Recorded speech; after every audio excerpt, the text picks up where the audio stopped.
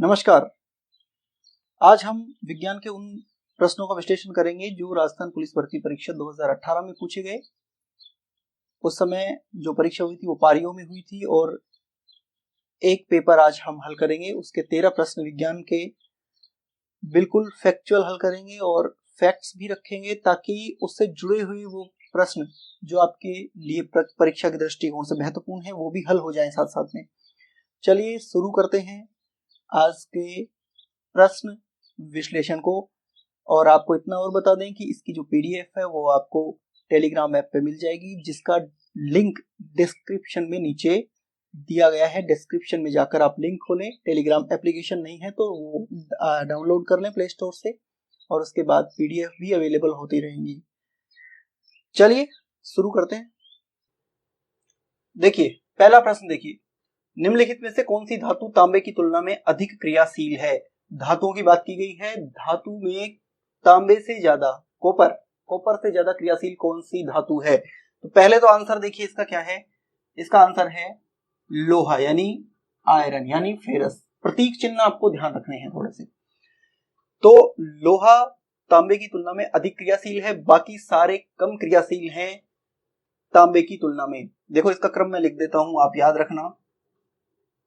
Potassium, sodium, calcium, magnesium, aluminium, zinc, ferrous, iron, lead, PB. इसके बाद में hydrogen. ये हाइड्रोजन को गोला मैंने किया है क्योंकि धातु नहीं है, लेकिन कई बार पूछा जाता है। हाइड्रोजन, फिर कॉपर, फिर मरकरी, इसके बाद में चांदी अर्जेंटम और लास्ट में सोना। सोना सबसे कम क्रियाशील धातु है। सोना कितना सोना है, सोना बिल्कुल सोना ही है, ये क्रिया नहीं करता और बाहर में खुला भी रख दोगे तो आप जल्दी से खराब नहीं होगा। ये पोटेशियम सर्वाधिक क्रियाशील है। ये पानी में रखा जाता है इसीलिए क्योंकि ये बाहर निकालते ही क्रिया करता है। सोडियम उससे कम क्रियाशील है लेकिन बहुत क्रियाशील है। ये भी, इसे मिट्टी के तेल में रखा जाता है। ये भी ज्वलनशील है, पानी डालने पर ये आग पकड़ लेता है। ये क्रम आपको याद रखना है। बहुत सारे स्टूडेंट को याद नहीं होता है। तो वर्तमान में कोरोना चल रहा है, कोरोना से आप थोड़ा याद रखना इसको। इस तरह से भी याद रख सकते हो।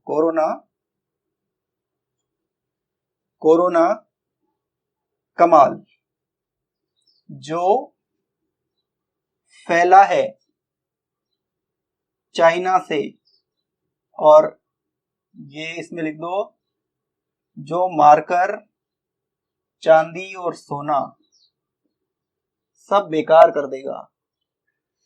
कोरोना कमाल जो फैला है चाइना यानी चीन से, जो हमें मारकर चांदी और सोना सब बेकार कर देगा।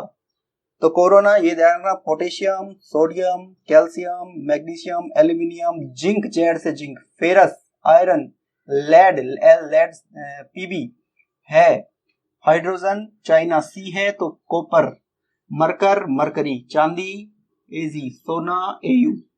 तो ऐसे भी आप याद रख सकते हैं। कोरोना कमाल जो फैला है चाइना से, मारकर चांदी सोना सब बेकार कर देगा हमारा। तो एक दो बार आप बोलेंगे कोरोना कमाल जो फैला है चाइना से, मारकर चांदी सोना सब बेकार कर देगा, तो आपको याद हो जाएगा ये क्रम कैसे सक्रियता का घटता हुआ क्रम है ये धातुओं का। देखिए दूसरा प्रश्न देखिए, कैल्शियम क्लोराइड का रासायनिक सूत्र क्या है। तो कैल्शियम क्लोराइड का रासायनिक सूत्र होता है CaCl2। कैल्शियम क्लोराइड का, कैल्शियम क्लोराइड सफेद क्रिस्टलीय रूप है, क्रिस्टल है, और ये यदि पानी में मिला दिया जाए तो उसका हिमांक अवनमन कर देता है। अब देखिए कई प्रश्न इनसे जुड़े हुए पूछे जाते हैं, फिर आगे भी पूछे जाएंगे। हिमांक अवनमन, हिमांक अवनमन क्या है। देखो पानी है, पानी 0 डिग्री पर जमता है, ध्यान देना। हिमांक अवनमन समझ जाए, बहुत आसान है। पानी 0 डिग्री पर जमता है। अब यदि इसमें कोई ऐसा पदार्थ मिला दिया जाए कि इसका जो जमाव बिंदु है वो और नीचे चला जाए, 0 डिग्री पर ना जमे और मान लो -10 डिग्री पर जमने लग जाए पानी, तो क्या हो गया इसका हिमांक यानी जमना अवनमन घट गया इसका। तो कैल्शियम क्लोराइड एक ऐसा पदार्थ है जो हिमांक अवनमन करता है। और ध्यान रखना इसके साथ में एक चीज और बता दूं आपको, सोडियम क्लोराइड की, नमक भी हिमांक अवनमन करता है।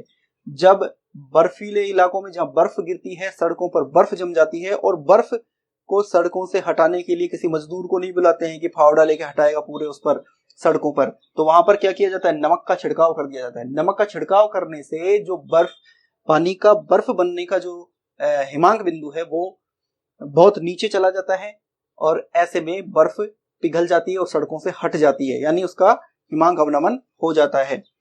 तो ये दोनों प्रश्न आपको ध्यान होने चाहिए इस तरह से। चलिए तीसरा प्रश्न देखिए, निम्न में से किसे कास्टिक सोडा के रूप में जाना जाता है? तो कास्टिक सोडा के रूप में किसे जाना जाता है, तो इसका आंसर है सोडियम हाइड्रोक्साइड। सोडियम हाइड्रोक्साइड को कास्टिक सोडा के नाम से जाना जाता है। इसके अलावा KOH होता है एक, इसे कास्टिक पोटास के रूप में, पोटेशियम है इसके साथ, और इसे कहा जाता है कास्टिक पोटास। कास्टिक पोटास के नाम से KOH को और NaOH को कास्टिक सोडा के रूप में जाना जाता है। कास्टिक सोडा का उपयोग साबुन उद्योग में किया जाता है। इसके अलावा कागज उद्योग में भी सोडियम हाइड्रोक्साइड या कास्टिक पोटास कास्टिक सोडा का उपयोग किया जाता है। इसमें देखना, इसमें ये जो है NaCl ये साधारण नमक है, नमक का सूत्र है। ये सोडियम नाइट्रेट जो है ये है चिली साल्ट पीटर, इसे चिली साल्ट पीटर कहते हैं। कई बार पूछ लिया जाता है चिली साल्ट पीटर का सूत्र बताइए, तो Chile saltpetre sodium nitrate है। इसे चिली साल्ट पीटर इसलिए कहा जाता है क्योंकि ये दक्षिण अमेरिका, आप जानते ही होंगे, दक्षिण अमेरिका में जो चिली देश है, दक्षिण अमेरिका में चिली जो है, उस चिली में ये बहुत बड़ी मात्रा में उपलब्ध है, बहुत विशाल मात्रा में इसके भंडार हैं और इसीलिए इसको चिली साल्ट पीटर के नाम से जाना जाता है। नेक्स्ट प्रश्न देखिए, कौन सा परजीवी केवल मेजबान जीव, होस्ट ऑर्गेनिज्म की कोशिकाओं में ही प्रजनन कर सकता है?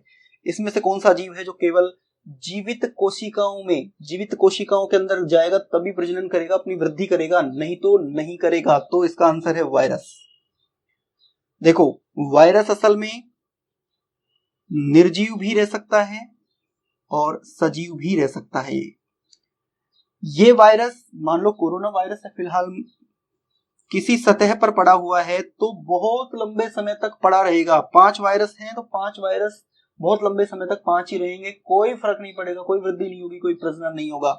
लेकिन ये किसी मानव शरीर में पहुंच गए या किसी और जीव के शरीर में पहुंचेंगे, कोशिकाओं में पहुंच जाएंगे, तो यहाँ पर ये प्रजनन करेंगे और अपनी संख्या लगातार क्या करते रहेंगे, बढ़ाते रहेंगे, लगातार अपनी संख्या बढ़ाएंगे, वृद्धि करेंगे, प्रजनन करेंगे। तो निर्जीव और सजीव दोनों के बीच की कड़ी है ये, सजीव भी रह सकते हैं, निर्जीव भी रह सकते हैं, और लेकिन इनका प्रजनन केवल और केवल प्रजनन जीवित कोशिकाओं में ही हो सकता है, इसके अलावा इनका प्रजनन नहीं होगा, बाहर नहीं होगा। अमीबा, प्रोटोजोआ, जीवाणु सारे बाहर भी प्रजनन कर सकते हैं, अपनी वृद्धि कर सकते हैं, तो इसका आंसर होगा वायरस। नेक्स्ट प्रश्न देखिए, कौन से कोशिकांग को कोशिका का पावर हाउस कहा जाता है? पावर हाउस का मतलब है शक्ति ग्रह, यानी शक्ति देने वाला। शक्ति कब मिलेगी? शक्ति तब मिलेगी जब हम सांस लेंगे और सांस के साथ ऑक्सीजन लेंगे, और ऑक्सीजन जब जाएगी तो हमारे द्वारा जो खाया गया भोजन है उसमें से ऊर्जा मुक्त होगी। तो श्वसन का काम कहाँ होगा ये ध्यान रखना है, कहाँ से ऊर्जा मुक्त होती है? तो इसका आंसर है माइटोकॉन्ड्रिया। शरीर में, कोशिका में ये माइटोकॉन्ड्रिया ऐसा कोशिकांग है जहां पर श्वसन की क्रिया संपन्न होती है और श्वसन की क्रिया से ऊर्जा मुक्त होती है। तो ये श्वसन करने वाला अंग है, क्या देगा? ऊर्जा देगा, और ऊर्जा देने का मतलब है ताकत, और इसीलिए इसको कोशिका का पावर हाउस कहा जाता है। देखिए इसके अलावा ये रिक्तिकाएं होती हैं पौधों वगैरह में, खाद्य संग्रह का काम करती हैं। खाद्य संग्रह, भोजन का संग्रह करेंगी। लाइसोसोम, लाइसोसोम को कोशिका की आत्महत्या की थैली भी कहते हैं। यह है आत्महत्या की थैली, पुरानी कोशिकाओं, जर्जर कोशिकाओं को मारने का काम करती है, लेकिन कभी कभी इसके मेटाबॉलिज्म में खुद के में प्रॉब्लम हो जाती है और ये जीवित अच्छी कोशिकाओं को भी मार देती है, खुद की कोशिकाओं को भी मार लेती है, इसलिए इसे आत्महत्या की थैली कहते हैं। और ये जो केंद्रक होता है ये कोशिका का नियंत्रण केंद्र कहलाता है, नियंत्रण केंद्र कहलाता है। मानव शरीर का कौन सा हिस्सा पित्तरस को संग्रहित करता है? मानव शरीर में कौन सा ऐसा हिस्सा है जो पित्तरस को संग्रहित करता है? देखिए समझना इस बात को। एक होता है यकृत, यकृत होता है, और इस यकृत से बनता है पित्तरस, यकृत से पित्तरस बनता है। ध्यान देना, ये पित्तरस असल में क्या काम करता है, ये वसा को पचाने का काम करता है, वसा को पचाता है। ये पित्तरस निकल करके एक थैलेनुमा संरचना में इकट्ठा हो जाता है, और ये थैलेनुमा संरचना है गाल ब्लेडर। गाल ब्लेडर बहुत सुना होगा, गाल ब्लेडर की पथरी बहुत होती है लोगों में, गाल ब्लेडर यानी पित्ताशय, और ये पित्ताशय की पथरी होती है। ये पित्तरस इसमें इकट्ठा हो जाता है और इकट्ठा रहता है इसमें।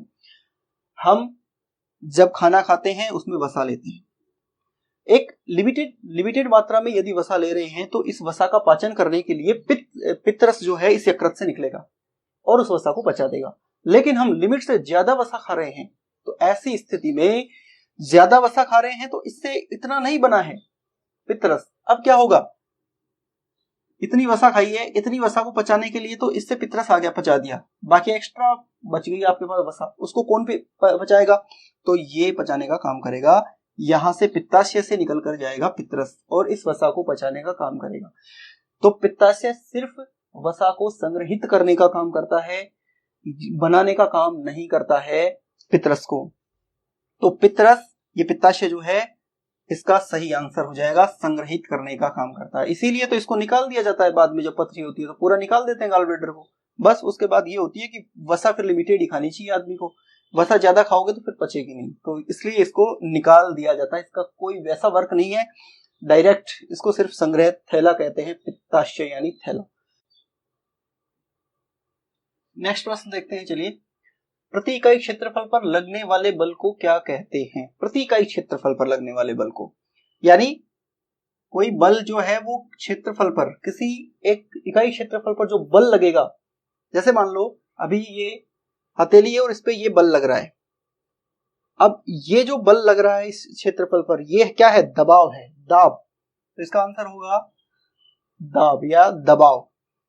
बल बटा क्षेत्रफल होता है दबाव। देखिए, जो कील वगैरह बनाई जाती है, जैसे मान लो ये कील है और ये कील इस तरह की बनाई जाती है, आपने देखी होगी कि इस तरह से नीचे से इसको क्या कर दिया जाता है, बहुत पतली नोक कर दी जाती है ताकि दबाव बढ़े। अब कैसे दबाव बढ़ेगा, देखिए दो कील हैं, एक कील इस तरह से आगे से नुकीला सिरा नहीं है, एक का नुकीला सिरा है। अब दोनों पर चोट मारी जाती है, बराबर बल लगाया जाता है, तो ये वाली जो कील है आसानी से अंदर किसी सतह में, लकड़ी की सतह में आसानी से घुस जाएगी, जबकि ये किसी भी सतह पर अंदर जाने में उतने ही बल में दिक्कत आएगी, नहीं जा पाएगी ये। ऐसा क्यों हुआ? क्योंकि जितना बल इस पर लगाया गया उतना ही बल इस पर भी लगाया गया था, लेकिन ये बल मान लो 5 न्यूटन था। अब ये 5 न्यूटन बल एक बहुत छोटे से क्षेत्रफल पर लगा है, लेकिन ये 5 न्यूटन जो बल है ये बहुत ज्यादा क्षेत्रफल पर लगा है, तो यहां दबाव ज्यादा हो गया है। कम क्षेत्रफल पर उतना ही बल लगा है तो दबाव ज्यादा है, और यहां ज्यादा क्षेत्रफल पर उतना ही बल लगा है, दबाव कम है। तो देखिए, क्षेत्रफल ज्यादा होने से क्या हो जाएगा, दबाव कम। क्षेत्रफल कम होता जाएगा तो दबाव बढ़ता जाएगा, बल उतना ही रखो। तो ये इस प्रकार से जो दबाव है वो लगता है या दाब लगता है। कार्य क्या है? कार्य बल और विस्थापन का गुणनफल है, यानी किसी वस्तु पर बल लगाने पर उसमें विस्थापन उत्पन्न हो जाए तो वो क्या है, कार्य। यदि किसी वस्तु में बल लगाने पर उसमें विस्थापन नहीं होता है तो किया गया कार्य 0 होता है। ध्यान रखना इस चीज का, ये हम क्लास में डिस्कस, वैसे क्लास होगी उसमें डिस्कस करेंगे। ऊर्जा भी एक तरह का कार्य ही है, दोनों का मात्रक जूल है। और त्वरण होता है एक्सीलरेशन। आपने बाइक चलाई होगी, बाइक पे एक्सीलेटर पकड़ करके आप बहुत तेज चलाते हो, कभी स्पीड तेज कभी स्पीड कम कर लेते हो, उसकी एक्सीलरेशन है त्वरण। ए से इसीलिए ए कहा जाता है इसको, एक्सेलरेशन, यानी समय के साथ वेग को बढ़ाना या घटाना। समय के साथ वेग में परिवर्तन, वेग है और ये समय है, समय के साथ वेग में परिवर्तन जो होता है वो होता है त्वरण। ओके, नेक्स्ट प्रश्न देखिए। किसी गतिशील वस्तु के द्रव्यमान व वेग के गुणनफल को क्या कहते हैं? किसी गतिशील वस्तु है, उसका द्रव्यमान और वेग के गुणनफल को क्या कहते हैं? द्रव्यमान और वेग के गुणनफल को कहते हैं संवेग। देखो ऐसे याद रखना, द्रव्यमान जो है द्रव्यमान एक तरह से सहती, यानी किसी चीज में भार या द्रव्यमान हो जाना सहती है, सहती को बोलते हैं द्रव्यमान। और वेग भी है, तो सह और वेग तो क्या बना, संवेग। चलिए नेक्स्ट प्रश्न देखिए, कौन सी इकाई को शक्ति मापने की इकाई के रूप में जाना जाता है। शक्ति मापने की इकाई, तो चलिए हम शक्ति की बात करते हैं। शक्ति क्या है, शक्ति होती है कार्य करने की दर, और दर को हमेशा नापते हैं समय के साथ, यानी कार्य बटा समय, W बटा T। शक्ति कार्य करने की दर होती है, कार्य बटा समय। दर आपने वहां पे सुना होगा जब आप ब्याज वगैरह के क्वेश्चन सोल्व करते हो मैथमेटिक्स में, तो दर क्या होती है, समय के सापेक्ष होती है दर हमेशा। तो दर कार्य बटा समय हो गया, और ये होता है जूल और ये होता है सेकंड, जूल प्रति सेकंड। मात्रक शक्ति का जूल प्रति सेकंड होता है, और इसी को कहते हैं वाट। तो शक्ति को मापने की इकाई है वाट, और कार्य को जब हम वापस कार्य देखते हैं तो वाट इंटू सेकंड होता है, जिसे हम बाद में जब इसके बारे में चर्चा करेंगे तो हल अच्छे से करेंगे क्लास में। तो देखिए ये है वाट, इसको नापने की इकाई। विद्युत शक्ति वगैरह जब नापते हैं, विद्युत की मात्रा, यूनिट्स, वो विद्युत में हम पढ़ते हैं उस समय इनको इस तरह से चेंज करके भी देखते हैं। तो अभी आपको इतना ध्यान रखना है, वाट इसकी इकाई है शक्ति मापने की। जूल कार्य और ऊर्जा की हो गई, दोनों की है। पास्कल दाब मापने की इकाई है, ध्यान रखना। कैंडेला ज्योति की तीव्रता मापने की इकाई होती है कैंडेला। तो हमें चारों पता लग गई हैं। नेक्स्ट प्रश्न देखिए, विद्युत धारा की मात्रा को मापने वाला यंत्र कौन सा है। विद्युत धारा की मात्रा को नापना है कि कितनी विद्युत धारा बह रही है, 5 एम्पियर, 10 एम्पियर, 20 एम्पियर, जो भी बताएगा वो होगा अमीटर। ये अमीटर क्या करता है, विद्युत धारा की मात्रा को नापने का काम करता है। और ध्यान रखना, विद्युत धारा की जो दिशा है, दिशा नापने का काम करता है गैल्वेनोमीटर। तो इन दोनों में फर्क ध्यान रखना, अमीटर विद्युत धारा की मात्रा मापता है और गैल्वेनोमीटर विद्युत धारा की दिशा मापता है। और ये वोल्टमीटर वोल्टेज नापता है, विभव मापता है। विभव मापक यंत्र है ये, विभव मापने का काम करता है वोल्टमीटर। दोनों विद्युत से संबंधित यंत्र हैं। नेक्स्ट प्रश्न देखिए, ठंडी हवा के जरिए बारिश के पानी के गुजरने पर क्या बनता है, क्या बनेगा। देखिए ये ठंडी हवा है, यहां से बारिश का पानी आ रहा है, और इस ठंडी हवा की परत में से ये पानी गुजरता है। तो पानी के गुजरने पर जब ठंडी हवा इसके संपर्क में आती है तो पानी धीरे धीरे जमने लगता है, और जमने के कारण हल्का हल्का इस तरह का ये बर्फ बन जाती है, हल्की हल्की बर्फ बनेगी, और हल्की हल्की बर्फ फुहारों के रूप में जमीन पर आकर गिरेगी, यानी हिमपात होगा, बर्फबारी। हिमपात यानी बर्फबारी होगी, ओले नहीं बनेंगे, ध्यान रखना। जब बारिश का पानी किसी ठंडी परत में से, हवा की ठंडी परत में से गुजरेगा तो वहां बिल्कुल हल्की हल्की फुहारों के रूप में, बर्फ के रूप में बिखरेगा सड़कों पर, और उस एरिया में तो हिमपात की स्थिति होगी। ये शिलावृष्टि कोई नहीं होती है, शिला कोई पत्थर की बरसात होगी नहीं। मेघ गर्जन वाली स्थिति जो होती है वो आयनों के टकराव के कारण होती है। नेक्स्ट प्रश्न देखिए, पौधे में भूमि के नीचे किस भाग से पानी तथा खनिज पदार्थ सोख लिया जाता है। यानी पौधे में भूमि के नीचे से किस भाग से पानी और खनिज पदार्थ लिए जाते हैं।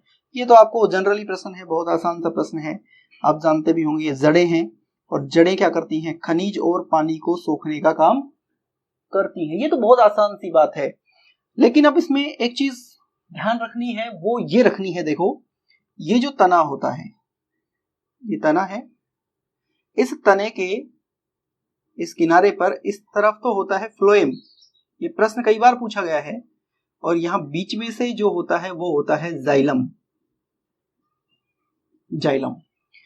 जब यहां जड़ों से पानी और खनिज लवण आते हैं तो ऊपर तक, प्रत्येक पत्ती तक, प्रत्येक शाखा तक भी पहुंचना होता है उनको। अब कैसे पहुंचेंगे वो देखना, दो हैं इसमें, फ्लोएम और जाइलम। तो जाइलम्स के द्वारा ये जल और खनिज लवण पत्तियों तक, शाखाओं तक और पेड़ के ऊंचे से ऊंचे सिरे तक पहुंच जाते हैं।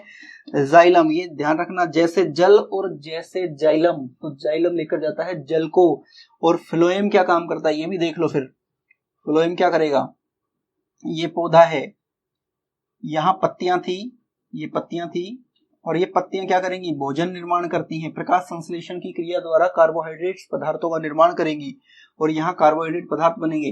अब पौधे में खनिज जो भोजन बना है, वो भोजन पौधे के प्रत्येक भाग को चाहिए। अब प्रत्येक भाग के पास कैसे पहुंचेगा, तो यहां से जो ले जाने का काम करता है जड़ों तक भी भोजन को, जड़ों तक भी भोजन पहुंचेगा और जड़ों तक भोजन ले जाने का काम करेगा फ्लोएम। तो फ्लोएम ऊपर से नीचे की तरफ भोजन को ले जाने का काम करता है, और जाइलम नीचे से जल को ले जाने का काम करता है, और जल के साथ खनिज लवण भी चले जाते हैं। तो ध्यान रखना, जाइलम से जल जाएगा, फ्लोएम से खाद्य पदार्थ जाएंगे, ऊपर से नीचे की तरफ पहुंचेंगे।